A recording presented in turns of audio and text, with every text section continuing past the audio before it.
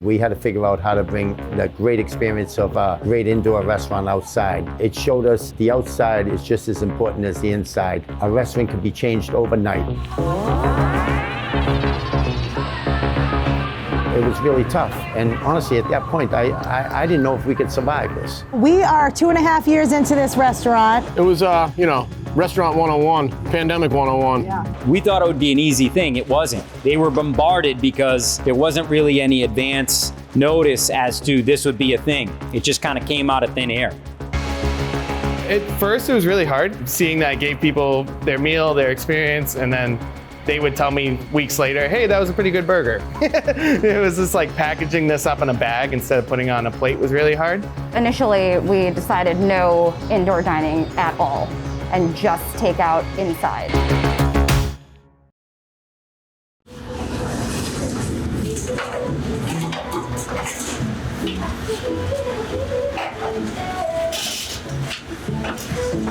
It basically changed the whole layout. Everything was one direction. Everyone came in the same way. Everyone left the same way with, trying to keep as little cross exposure from all the people still functioning takeout operation. Also, people's eating habits changed. People were only eating at home. So we decided to add a frozen meals program to our menu.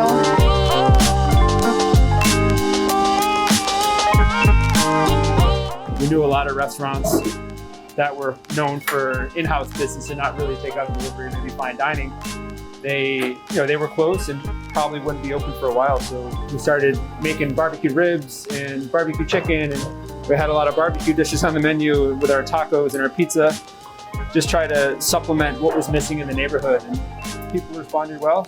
One of the main things here is ice cream. We decided it would be a reasonable time to rebrand kind of a little bit, put a fresh coat of paint on things, and we got some labels made for our pints of ice cream. We started hand packing all pints. Our ice cream sales have gone through the roof just from scooping, hundreds and hundreds of pints weekly. So that's taking off. We want to keep that going. We had started with pasta by the pound to kind of support the employees that were most affected. So we would lay it all out here and people come and pick it up and we have it all named, and then we turn that into basically our alimentari, which is our grocery kind of, you can buy pancatata, you can buy garlic, you can buy pasta, you can buy sauce, you can buy all that. So that's how the meal kit kind of came into existence. We have everything ready to go so you can cook it at home. Pasta, sauce of your choice, a little garnish for the pastas, cheese, all the little accoutrements, salads, antipasto, and also dessert. And we even have alcohol available for wine or for cocktails, pre-made cocktails, so you can shake it at home. And we have that just ready to go at all times, and people are loving it and really feeling that conviviality of doing something at home when they're not quite ready to come in the restaurant. I think one of the funny things that came out of this whole thing was the idea that we would provide the raw ingredients and they would turn around and make it at home. I think that was a surprise to all of us. When we started making pizza kits at the house, I was already doing it with my kids. I was already making dough and having them make their own calzones and pizzas. And I was telling Christine about it, and I said it'd be a great idea if we kind of try to launch this and do this for everybody. We could sell them, and then, and it'd be a family event. And during all this, and take their mind off what's going on. If you're home with the kiddos and looking for something to do on this rainy day, we've invented something brilliant. Come check it out. We have Make Your Own Pizza Kit. People embraced it and they loved it, and they waited for our Monday morning post. What are they going to do this week? What are they going to do this week? So more business is coming in from the pizza kits and experiencing other food that we have. We had to upgrade some of our equipment to handle the volume of the people coming in. We had to add another oven. We added flat tops. We added panini presses. The volume of orders almost quadrupled. Next thing you know, on Friday nights, the place is blowing up. The parking lot is like tailgating at Gillette Stadium. Every spot's full. Pizza kits definitely helped increase the revenue because it gave us notoriety because we were doing something fun.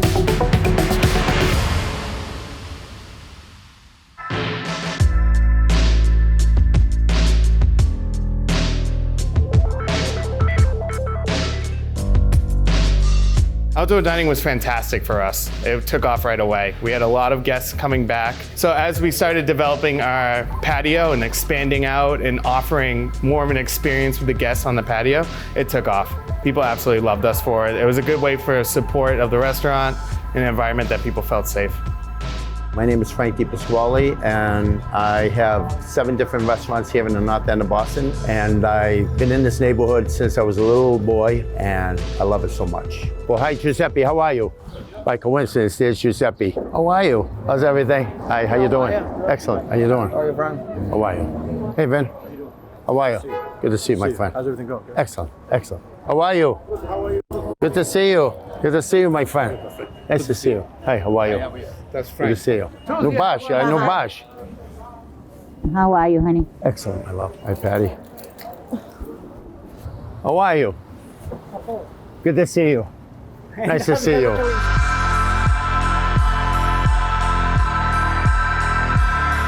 I bought my first restaurant in 1987, and I'm not about to stop. For 34 years, I've been hoping for outside dining, and we fought for it and fought for it, but it took a pandemic to get us right to where we want to be, and it's so Italy, it's so Europe. So we had always had the dream of having outdoor dining, but it never really became a reality. All summer long felt like we were in Key West or something, where we have the outdoor and we have the we have a frozen drink machine going inside. We were able to have a live music scene right here in central Massachusetts for the entire summer. We had people setting up lawn chairs, and they'd open up the back of their cars and have little tailgating experiences to watch the band. When we opened the restaurant, we never really thought that live music was going to be such a huge part of what we are and who we are. But now it's our goal to keep having live music from now until the day this restaurant goes away.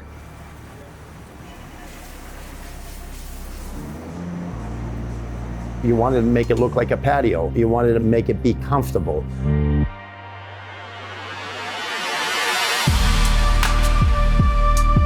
The outdoor dining space was really trying to create something out of nothing, but we also needed to make people feel comfortable. You know, when we decided to transform the parking lot, I told him I wanted to put tables in the parking lot for dining, and he said something along the lines of, there's a fine line between outdoor dining and outdoor dining in a parking lot. And, you know, one of them's a lot nicer than the other. And after I carefully explained that we had no money to do a renovation of our parking lot. So that's when we came up with the idea to create what we were calling COVID grids. So we painted 12-foot by 12-foot squares in the parking lot. So each square, in essence, is an outdoor room. It was fast, it was inexpensive, it's incredibly eye-catching, and really it actually makes the space so much more inviting than if we were just putting tables outside on concrete. We were learning. You know, as the city was learning, we were learning as well. We were doing everything, and honestly, you couldn't find cocktail tables anymore, outdoor cocktail tables. You couldn't even find the mesh chairs anymore. We can't take our nice indoor furniture and leave it outside. So we started looking online. We found a vendor in New Jersey that had outdoor tables and chairs at a reasonable price and the quantity that we needed. I rented a box truck, and I took my mom, and we drove all the way to New Jersey, which was a challenge because of figuring out truck routes. We got a little bit of trouble on a few routes on some highways, but we loaded everything up. We came back, and I had half my team help me put tables and assemble things together, and we were open shortly after it was allowed.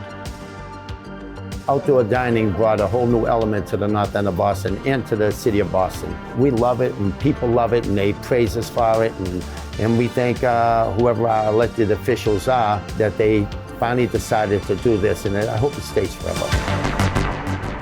During the winter, outdoor dining was all about trying to keep people warm, with us literally trying to take care of them. Going from the summer months when our huge patio was available every day was really popular to figuring out what we were going to do in the winter to capitalize on that lost business. We definitely had to move quick. We reached out about igloos, kind of like a winter wonderland. You're literally in a snow globe with the snow coming down. You're in there, you're warm, you're being waited on. And it's just a cool winter experience. That extra few seats in the igloos outside really helped us with revenue this season. When we were allowed to reopen for outdoor dining only, we did that, which was great. We were quite busy. A lot of people came out and supported us, but we do live in Boston. It gets cold. We're not meant to eat outside. We can sit outside in the cold for a Pats game, but most diners at high-end restaurants don't want to do that. So we had to think creatively on how do we safely move our diners inside.